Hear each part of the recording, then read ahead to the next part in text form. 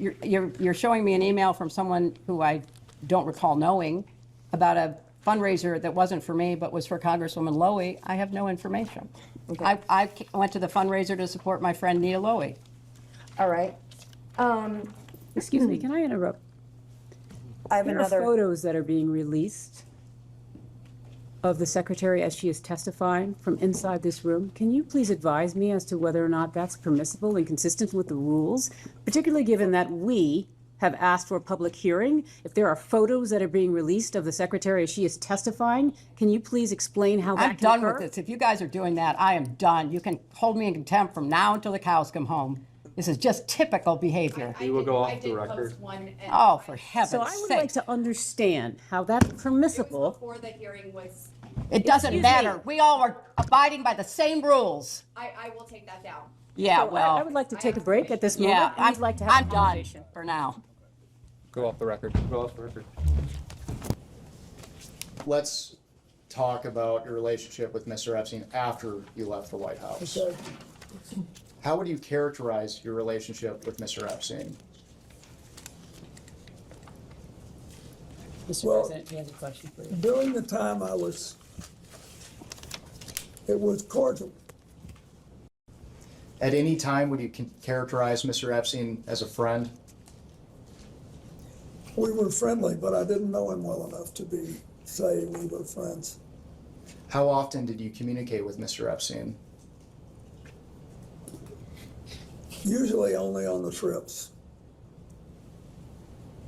I did go to his house once, as you know. Mr. President, we're going to discuss more specifics later, but for the record, can you briefly describe the nature and extent of your relationship with Mr. Epstein? Well,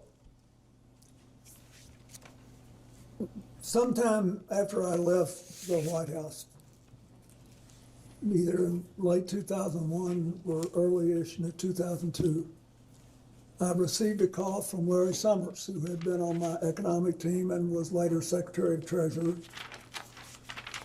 and was then president of Harvard. And he said that he was calling because a man named Jeffrey Epstein, who had made a substantial commitment of several $1 million, I think it was 10, but whatever it was, I don't, to brain research.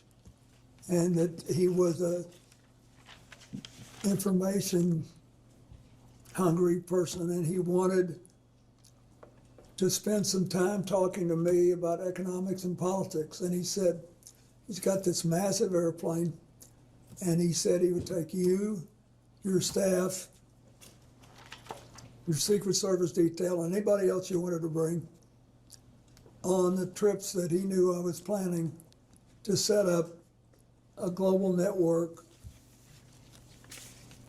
to provide life-saving AIDS medicine to as many people as possible, as quickly as possible.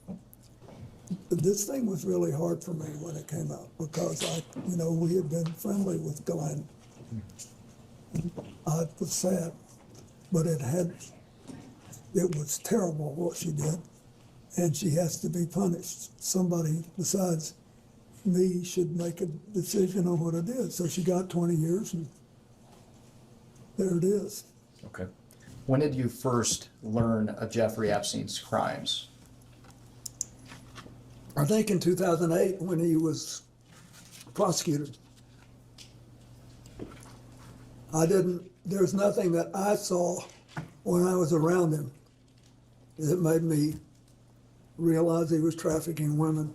And you mentioned these communications were related to the work of your foundation. Did you ever have any other communications with Larry Summers related to Mr. Epstein? No. So for the record, you never discussed anything related to Mr. Epstein and young women or girls? Absolutely not. I had no idea about their criminal activities. I do not recall ever encountering Mr. Epstein. I never flew on his plane or visited his island, homes, or offices. I have nothing to add to that. Like every decent person, I've been horrified by what we have learned about their crimes. It's unfathomable that Mr. Epstein initially got a slap on the wrist in 2008, which allowed him to continue his predatory practices for another decade. You have made little effort to call the people who show up most prominently in the Epstein files.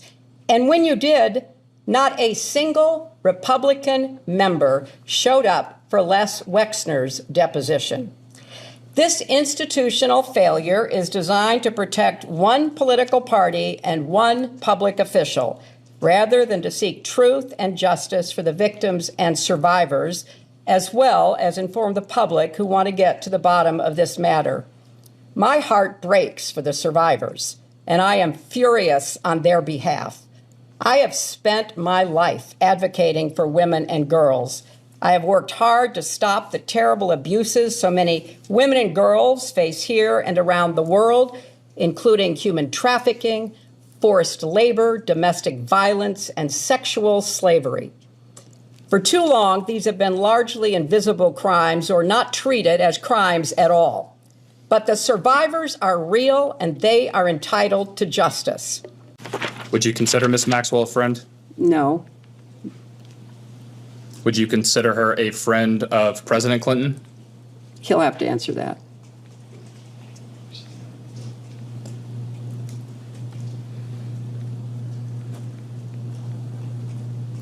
Would you consider Ms. Maxwell a friend of your daughter? She probably was friendlier with her than I was because I didn't see her very often. Mr. President, did you ever have any communications with Prince Andrew related to Mr. Epstein or Ms. Maxwell?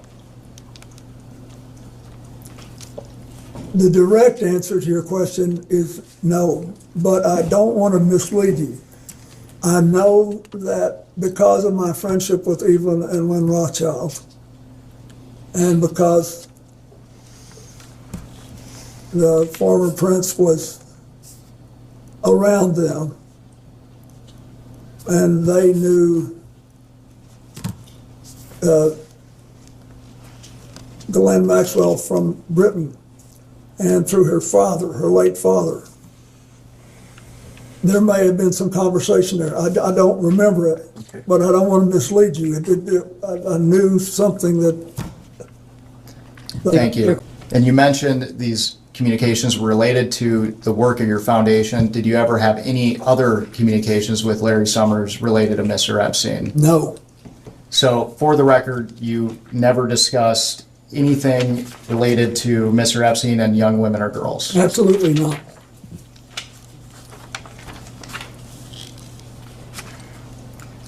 Mr. President, for the record, have you ever been contacted by any law enforcement agency concerning Jeffrey Epstein or Ghislaine Maxwell?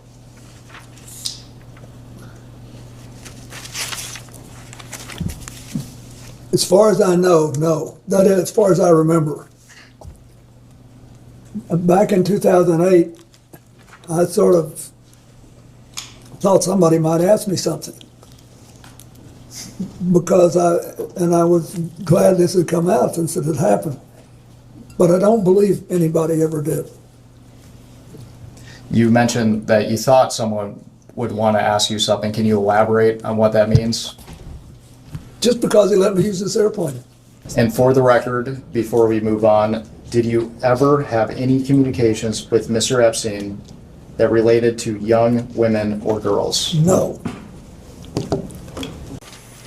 Did you ever witness Mr. Epstein sexually abuse or assault young women or girls? No. Did you ever witness Mr. Epstein receive massages from young women or girls? Not that I recall. Did Mr. Epstein ever discuss sexual acts of any kind with you? No. Did you ever have any sexual contact with young women or girls in the presence of Epstein or Maxwell? No. Did you ever have sexual contact with any young woman or girl introduced to you by Epstein or Maxwell? No. Mr. President, with the benefit of hindsight, were there things you witnessed that could have suggested that Epstein was trafficking and sexually abusing young women and girls?